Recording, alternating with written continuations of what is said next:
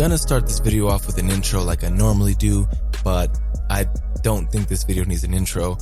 For those of you that saw the title, pretty self-explanatory. We're gonna be talking about WWE Super Showdown that took place in Jihad, and just pretty much go through the ups and downs. So, for anyone who hasn't caught it, didn't get a chance to watch it, there are spoilers in effect now, so just be warned. So the show kicks off with Seth Rollins defeating Baron Corbin via pinfall to retain the title now. The build-up to this was that Brock Lesnar was going to come in and he was going to cash in his Money in the Bank against Seth Rollins, and he was going to do so on Monday. Monday came around, Raw was on, and, it was one of those things that it felt as though it was a viewership grab. Raw's been struggling in the ratings lately, and, they haven't had, I think it's pretty self-explanatory why they've been failing in the ratings, and they haven't corrected it yet. So there was an article that came out that showed that, I don't believe it was the last Monday, but the Monday previous, Raw is a 3-hour show. In 3 hours, there was only 39 minutes of wrestling. Now, if you can't identify that and see that that's your issue, something's wrong. You got to change creative direction, whatever, executive team, whatever it is. Because wrestling should be about wrestling. It should be about wrestling, That's what people want to see.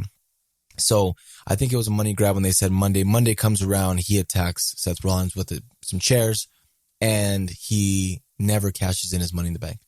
But yells to Paul Heyman Friday, which was today, and which was the pay-per-view in Jihad, the Super Showdown. Kicks off the show. Seth Rollins goes to play. Seth Rollins and Baron Corbin have, I don't know how long the match was, but it wasn't that long. I didn't think it was a great match, but just goes to show you that Corbin is still in the doghouse for WWE. No one really thought he was going to win. I think Seth, there's no way that they would take the belt off of Seth with the ratings that they've been getting and how popular Seth Rollins is, especially just defeating Brock Lesnar at WrestleMania. I don't believe that they would take that from him. I honestly don't think that Seth is going to lose it all year. I think, he may go on to, if he does lose it, it'll be at the Elimination Chamber next year or Royal Rumble. But I don't think so. I think it's going to happen at WrestleMania next year. I just don't see how they would build a character up like that. That's saying, I'm here, I'm a defending champion every week in, week out. That's what Raw needs. And with the new deal that they're striking with Fox and for SmackDown and USA already not happy with their ratings, which that's what Raw is currently on. I think that they definitely need this, and they definitely need Seth. So Corbin goes in, gets defeated. He has an argument with the referee. Then he gets rolled up for a pin. I think it was kind of dumb that's the way it started. It definitely didn't steal no one's show. I don't, the ratings gave it, CBS gave it a B, maybe even a B+ match. I don't agree with that. But then comes in, I guess Corbin wasn't happy with it. Comes in and attacks Seth Rollins. He attacks him, has him hurt pretty bad. So then Brock Lesnar comes down to challenge, and I guess he comes down the same way he did on Raw. He came down with a chair to bash in the ribs or the back of Seth Rollins. I failed to mention that, but that's what he did on Monday. He came in and just chair shotted him, low blowed him, and that was it. So as he enters, Paul Heyman then enters with the briefcase, trips, drops the briefcase, distracts Brock Lesnar enough to Seth Rollins to low blow him, and then just attacks him with the chair, gets revenge. Never gets cashed in. I didn't really see the angle in the beginning to begin with them, so I'm not disappointed in the way it ended. I didn't expect Lesnar to win. I just thought it was weird that they were having him cash it in so soon, because if Lesnar loses to Seth Rollins again, the aura around the beast incarnate changes, I think, and you almost have to put him back as a normal human being. And I'm not sure if Brock is ready for that. He is not the attraction that Vince McMahon thinks he is. But if he wants to continue to keep him as an attraction as such, I think that he needs to obviously win matches. And if he would have lost, like it would have happened, I think tonight, it would have been a waste, and the Money in Bank would have been a waste. I mean, that was dumb in itself, but oh well, we're not talking about that. Then next up is the Intercontinental Championship match between Finn Balor and Cien Andrade. That match was actually not bad. I didn't mind it. The length was fine with me. The crowd was a bit dead. For whatever reason, it was a bit dead, but Finn Balor coming out is one of my favorite characters, the Demon. I really enjoy when he does that. I'm not a big fan of Finn Balor, but the Demon I am. I just think he needs to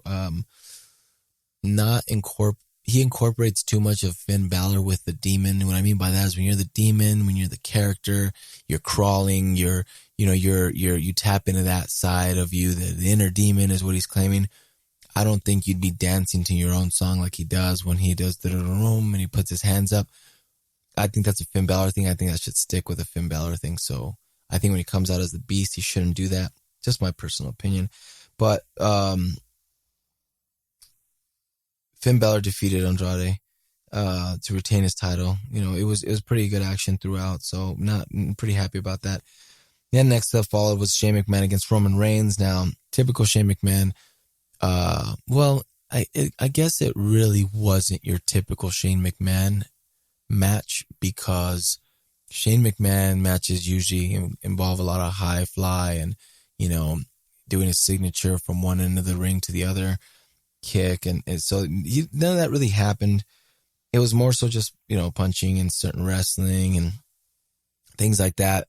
Drew McIntyre came down to the ring. He actually ended up interfering when the ref was distracted, kicked Roman Reigns in the face, and Shane pinned him and won. So that was kind of a squash match for me, I thought. But, whatever. Next match was Lars Sullivan versus the Lucha House Party, which was against all three of them. So right off the bat, Sullivan got his mouth busted open. That was at the start of the match. There wasn't a lot of things that were memorable about that match. The crowd wasn't really into it. It's hard to take Lars Sullivan serious. He's supposed to be this bad mama jamma, but he, and when you have a lisp like that, not making fun of anyone who has lisps or anything like that, but they play him out to be this guy. And I just have never met anyone mean with a lisp. They're usually typically very nice people. So for me to hear this big guy, this guy who's been wreaking havoc and doesn't listen to the brass and all this other stuff, for them to sell him as such with a lisp, I'm just not buying it. I think it's funny, again, only because I've only met people that are nice that have lisp, and I've never met once in my life someone mean. So it just doesn't seem real to me. But it was a 3-on-1 match. It was a 3-on-1 match, and there was a long pause there. I apologize. I was reading something. So it was pretty terrible. The referee called for the bell. It ended. It's kind of a snooze fest for me. I really didn't see the way that one ended, if we're being honest. But Triple H, Randy Orton, typical Triple H matches. Same tempo as the Batista match.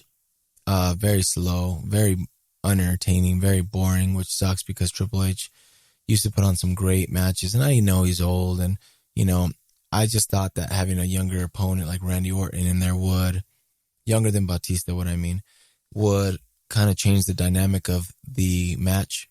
It really didn't do that. And for that reason alone, it was very, very disappointing.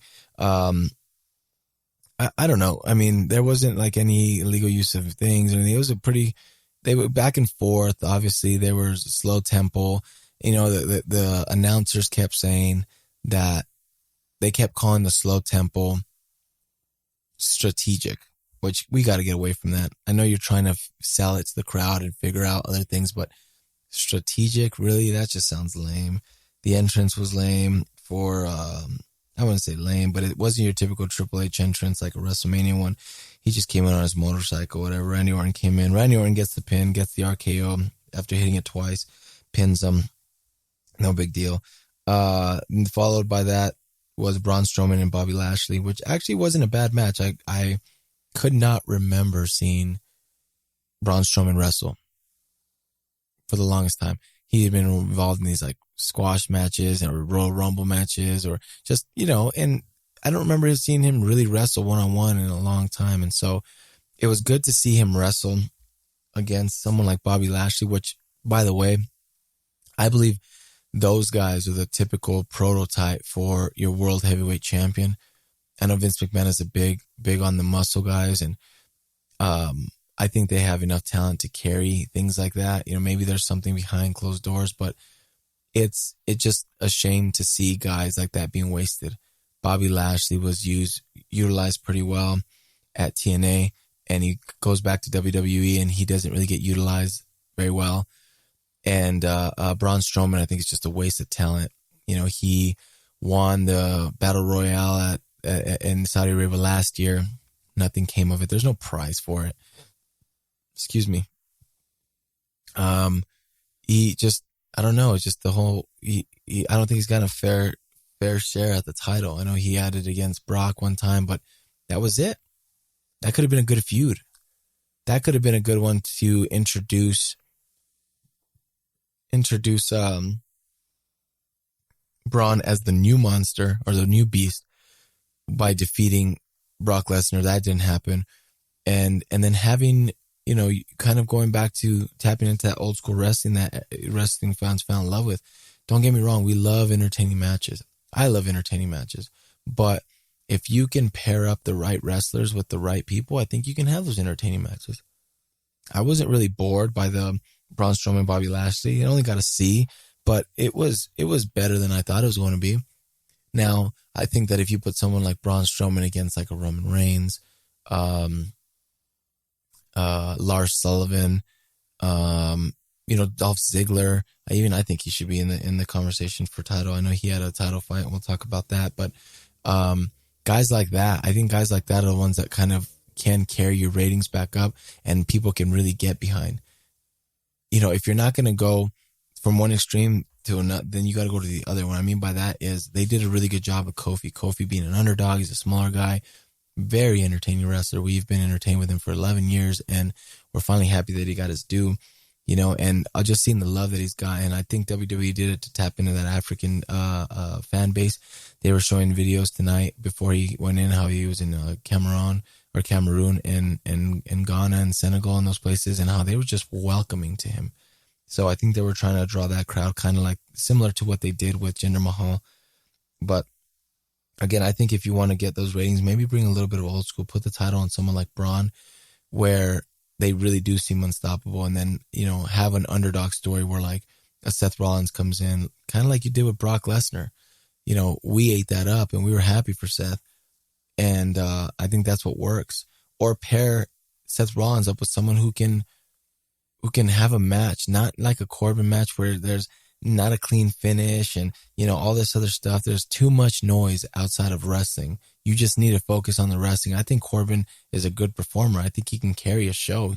They believe in him, obviously. They still have him in the doghouse for whatever reason. He won the Money in the Bank, cashed in on an episode of Raw and lost it immediately. Like, just, it was a waste. But he's been on, like with Survivor Series, he's been on Team Raw. He's been in those pay-per-views, those main events, things like that. Even when it comes down to three-man tags, he's been in main events. You know, he ended Kurt Angle's career. And so they believe in this kid. But I don't think he's getting his fair share. You know, this match, we knew he wasn't going to lose. It's kind of like, to get back those ratings, you have to create a stigma within wrestling that at any given night, it could be anybody's on any given night. That's what I'm trying to say. With the storylines the way they are, it's very easy to see that Seth wasn't going to drop the belt to either Brock or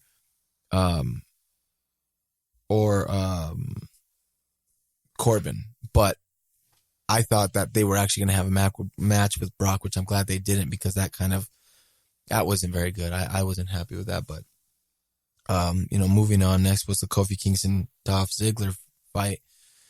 The feud between that was Ziggler coming back and being envious of Kofi for getting all the love, and he feels that it should have been him that was adored and all this other stuff. So he destroyed him on an episode of SmackDown, and he destroyed him pretty bad where he hurt him. So it was a good story going into it. The match wasn't that long. I thought it should have been a little bit better. I think you gave it a little bit more time, that match would have been a lot better. They gave way too much time to the Triple H and Randy Orton fight. I'll have to look to see what the actual stats on that are. but I know that ooh, it was too much time. But the Kofi Kingston beats Dolph Ziggler. It was I guess like a back and forth. It wasn't a bad match. I think could have been better, but it reminded me of a match that should have been on a house show, not like a pay-per-view kind of match. And I hope that doesn't affect Kofi, being champion. I hope that they don't think that he can't draw in the crowd or anything like that. But the way it ended was Dolph Ziggler he outside the ring after Kofi jumps from the top rope, and Xavier Woods is helping Kofi, and Ziggler super kicks Xavier Woods. So then ultimately they spend a little bit of time outside the ring while Xavier Woods is down.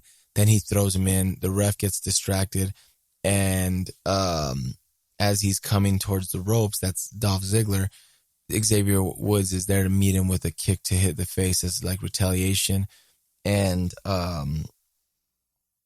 so then Kofi Kingston hits his signature. He hits his signature Trouble in Paradise and ends the match. That's it, right? That's how it ends. Should have been a little bit longer. They gave way too much time to the Triple H, and I think it took away from that match. Next, you had the 50-man Battle Royale, which, let's be honest, if you were active throughout that whole 50-man Battle Royale, then good for you. Because I'll tell you what, I definitely was not. I was flipping between So let me preface by saying this. I initially did not watch it while it was live. It was earlier in the day. I thought it started at 4. I was completely wrong. So when I saw an update saying Goldberg apologizes for knocking himself out, again, spoiler alert, but we're going to get there. I was like, what? And I looked it up and I noticed that it had already happened. So I saw that. Obviously, I saw that Taker beat him. And then I saw that Randy Orton had defeated Triple H. So I said, whoa. So I made sure to make it a point not to get on my phone to check that because I didn't want to ruin it. I wanted to watch it. I really did want to watch it. When they have these shows out in Saudi Arabia, they're really nice. They put on pretty good shows. It's kind of like the WrestleMania of the Middle East. So it's really cool. And so I wanted to see this. And, the 50-man Battle Royale was during the finals. I think 50-man is way too much. And they do it the way they do the 30-man. And sometimes the 30-man, it gets too crowded. And, I just don't see 50-man. I didn't enjoy it. I don't think it's a good idea. At least you got to do it a little bit better. But, what are you going to do? They did it. So I didn't really pay attention. I turned it on when it was down to The Miz, Elias, Cesaro, and, no, it was Samoa Joe, Cesaro. I'm so sorry.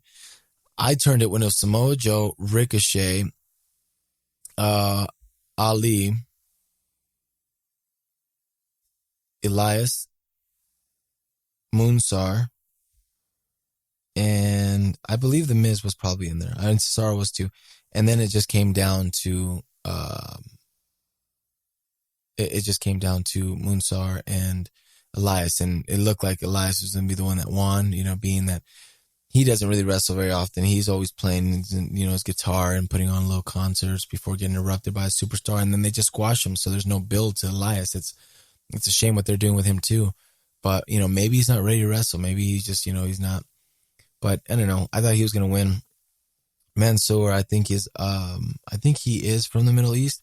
So I think they favored him in winning that. It was a huge pop when he won. I'll tell you that. And when it was just down to them two, the crowd was so into it.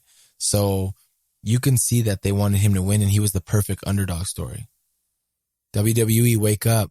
We love underdog stories. Play more to those roles instead of always playing the same highlight reel with the Brock Lesnar's coming back and, pulling people out of semi-retirement like the Undertaker and Goldberg and things like that. We like underdog stories. Make the people who deserve it and put in the hard work do it. And the speech that Moonsar gave afterwards was amazing. He even said, I got my start last year during this time. I dreamt and dreamt and dreamt. He had a dream, And he just worked hard, and his dream came true when he won this 50-man battle royale. The crowd got such a pop, but here's the sad part. What are they going to do with it? With Braun Strowman, when he won, they didn't do anything with it. Are they going to do the same thing? Because that's what I feel. Honestly, that's how I feel. I feel like they're going to do the same exact thing. And it'll be a shame if they do. It'll be a big shame if they do. So we'll see what happens. Finally, it finishes off with The Undertaker and Goldberg. Now, maybe 2 minutes into the match, I don't know. Well, let's just start from the beginning. So it starts off with them going in each other's faces, and Goldberg immediately hitting 2 spears. Off the ropes, hits 2 spears. Then he pins pins him. Undertaker kicks out, and they go a little bit back and forth. He punching each other, throws him in the corner. That's Goldberg throwing Undertaker in the corner, and he goes to do a spear while he's in the corner. Undertaker moves, and Goldberg actually hit his head on the metal pipe, on the top of his head, the crown of his head. So that's a very sensitive spot. Starts bleeding immediately. He feels it. He starts touching it. He falls down. He looks concussed to me. And for the rest of the match, he looks sluggish. I think he was, because he wasn't in his spots. He didn't have the same energy. And we know Goldberg wrestles fast. We know that, right? But this was different. Even the jackknife, he attempted a jackknife, and I think he either hurt the Undertaker or had to have nearly hurt him, because it was almost a brain buster, because he didn't even get him fully up. He couldn't hold him. And it was a vertical suplex that he couldn't flip him all the way, so he came down on his head. And you can see Undertaker mouthing something to Goldberg when that happened.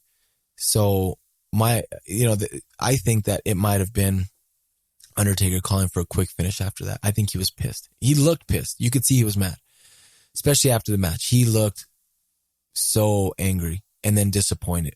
Just anger, initial anger, and then disappointment. And so I believe that he called for the match to be over. But after that, you could just see it. And the rest of the match was just garbage, was trash, was sad, because I think they could have put on a good match. I think you put them in a different situation and you try it again, and I think they have a good match. It's sad because they main evented it. Everyone likes the aura surrounding both Goldberg because of the legacy and Undertaker, and they sold this as the dream match.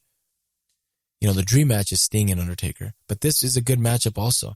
The dream match for me was Goldberg Stone Cold back in the day, because when Goldberg was dominating WCW and was the face, Stone Cold was on top in WWE. And, the resemblance, the baldness, just everything about them, the popularity, the way they were just badasses. I think that was the dream match for me, was when they crossed, was to see those two fight. But that's neither here nor there. We'll never see that. But it was one of those things that even I was excited for. And we didn't get the match that we thought we were going to get. And I think a lot of that had to do with Goldberg getting hurt. So many people are angry with Goldberg. So many people. But is it really Goldberg's fault that they're asking who botched it? Was the Undertaker supposed to not move and let him hit him? Is that why he think, or what happened? He hit his head, and that was the end of everything. After that, it was it. There was nothing left to go on. But you got to also remember, you put in the main event of one of the biggest shows of the year for you, for your business, 2 men who had a combined age of 106 years old. 106 years old combined age. The only way I think those two really succeed in a main event role, and it's not together, they're not in the ring together. Goldberg faces a younger talent and vice versa, because then there's moments where they can carry the match, but not where you have 2 old guys wrestling, because you can kind of see it.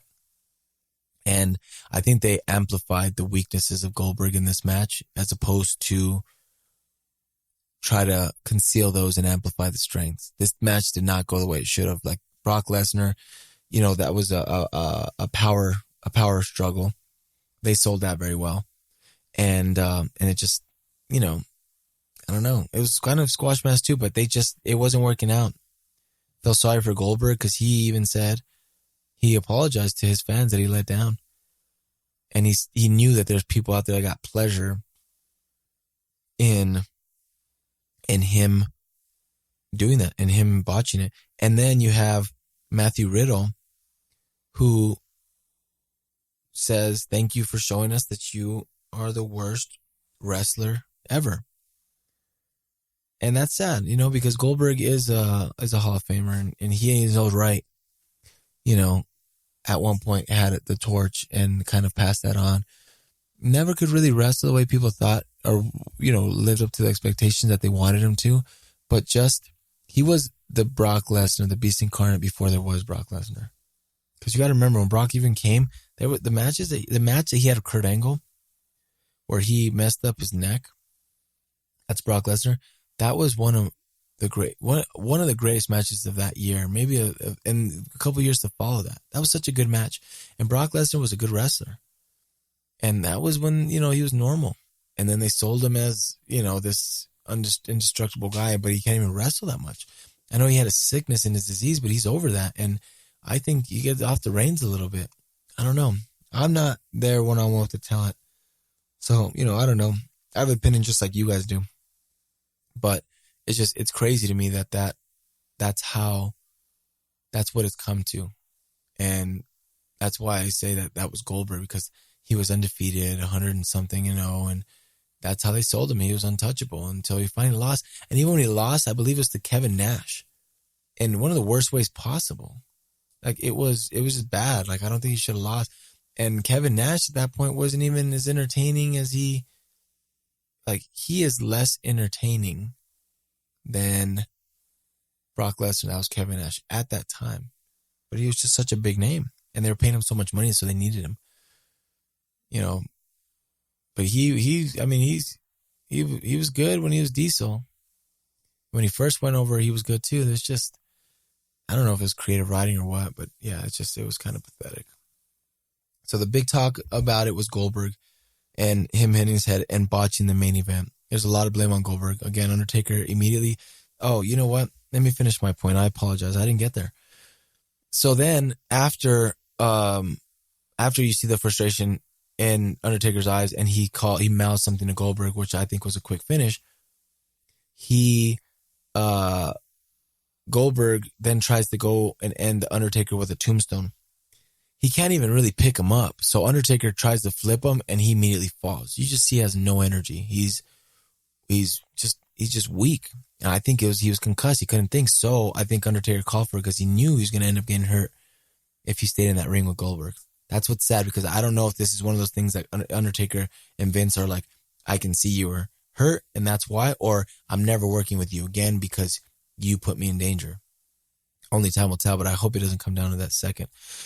So he flips him, doesn't happen, and then Undertaker picks him up and then chokeslams him. But you could tell Goldberg doesn't even jump. Undertaker doesn't barely gets him to his chest. I mean, maybe 3 feet off the ground. It was, like 4 feet, 5 feet off the ground. It was just embarrassing. And slams him, and that was it. And Goldberg said, I thought I could finish, and I couldn't. And that's when the 3 count hits. Undertaker turns over. Looks like he's looking at the announce table in just pure disgust and anger. Camera pans away, then pans back to him, and then he gains his composure a little bit, and then just looks so disappointed. And you can catch a glimpse in the background of staff attending to Goldberg. So they knew something was wrong, and it still continued. But I don't know. It's one of those things that you kind of set it up from the beginning to fail. We as fans, like me myself, I didn't want to believe that. I didn't want that to be the case, but it was kind of set up like that from the get-go. It was such a great idea. That's why I hope they do it again. It's just Goldberg comes out and says, you know what, I got hurt. Stays the killer and says, you know what, I got hurt. That's not going to happen again. That just unleashed the beast even more. He is back 100% now. And then they go with that angle. He comes on Raw a couple times calling out Undertaker. Undertaker they play games. He doesn't show up because, he's not full-time. And then you do it to where the next week Undertaker shows up and Goldberg doesn't. You just kind of go back and forth. And you get a little bit of some of that exposure on the blue brand. Maybe Goldberg goes to Raw, sees that Undertaker doesn't show, so then he goes looking for him on SmackDown. Those kind of things. Play a good story into it. Build it up. And it doesn't even have to be stomping grounds. You can do it at SummerSlam. SummerSlam's another big one. I think that would be a good one. You can even push it as far as Survivor Series if you somehow wanted to do it. But that would be, to me, that'd be a little hard to keep that story going with people entertained about it after what happened. You almost have to do it immediately at the next pay-per-view, but I don't see Undertaker at Stomping Grounds. But I can definitely see him at SummerSlam fighting that match. I don't know. What are you guys' thoughts? What do you guys think? What did you guys think of WWE Super Showdown? Were you guys disappointed in the 50-man Royal Rumble? Were you guys hoping Elias won? Were you guys happy? Give me your thoughts on the Triple H match. That was one of those ones that I thought was like, But, Seth Rollins, I know he's a big fan favorite. What do you think? What do you think is going to happen with the Universal title? Or is Finn Balor going to step up and try to challenge? Because remember, he was the first one who got hurt and he relinquished it. Then they gave it to Seth. Or Owens, I should say, and Seth. But, I'd love to hear your guys' opinions on it. Let me know what you guys thought. Let me know if Goldberg is to blame, if, it's unfortunate that what happened to him. And, and we'll go from there. You can always leave me a reply. Send me a message. Twitter at @culture_punch. Facebook and Instagram is at Culture Punch Podcast. Send me some questions. Send me some concerns. I really do want to hear what you guys have to say. I'm excited to interact with you guys and talk with you guys about it. So, any chance I get, I'm excited about it. And, as you guys keep tuning in, so I really do appreciate it. Spotify looks like it might be the main thing. I know iTunes is going away, so we're going to see what happens with that whole or the whole podcasting with iTunes going away. So, stay posted for that, but still on Stitcher, CastBox, Google Podcasts, Spotify, all the big ones. You can find us, just search the Culture Punch Podcast and we are there. So thank you guys again for tuning in. Hope you guys enjoyed your night. Hope you guys enjoyed your weekend. I hope you guys enjoyed the Super Showdown. And, if you're a Raptors fan, I'm sure you're excited to turn up. If you're a Golden State fan, kind of saw this one happening. Didn't put it out of reach like everyone else did. Thought that they had a good chance. Unfortunate that everyone's hurt, but that's the way it goes. So keep tuning in. We'll talk about the finals, hopefully before the end. If not, we'll recap. But you guys take care, and we'll see you guys again soon. Thank you for listening.